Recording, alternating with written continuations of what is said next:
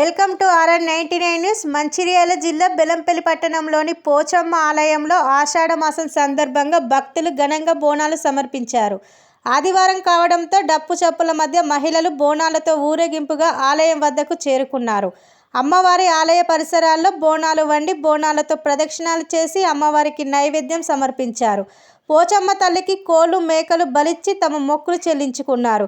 కొంతమంది భక్తులు ఆలయ ఆవరణలో కుటుంబ సభ్యులతో కలిసి వంట చేసుకొని సహపక్తి భోజనాలను సిద్ధమవుతున్నారు.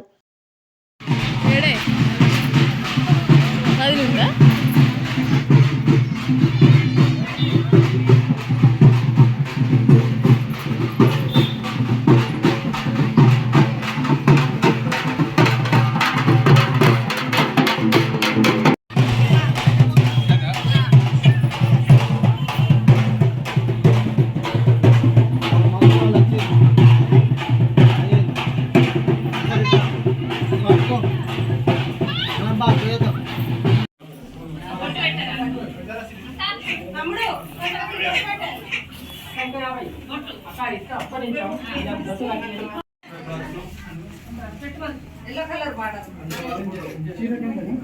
అది కాదు